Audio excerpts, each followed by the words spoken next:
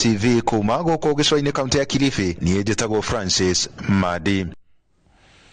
Thank you, Francis. Na riboti yo nake mũtongoria wa kĩama kĩa DCP Rigathi Gachagua augĩte ũrũmwe wa mũng'ethanĩro ndũkũgũagũa kũruta mahĩtia ũtongoria wa thirikari ya President William Ruto.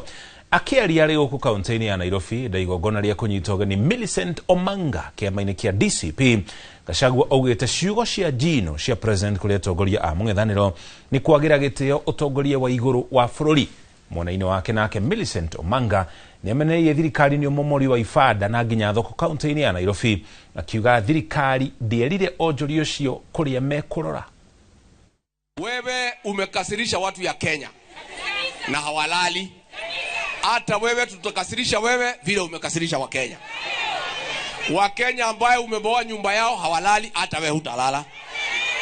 Watoto hawasomi kwa sababu ya kukosa fees, hawalali, hata wewe hutalala. I would like to ask the British High Commissioner and the British people to take note that our president has gone berserk. He has lost his cool. He has lost his temper. He has just become another Kenyan. He is no longer presidential. Alituambia hakuna mtu atabomolewa bila kuonyeshwa mahali ya kupelekwa.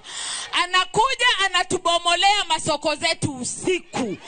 Kama ni halali, kwa nini asikuje mchana peupe?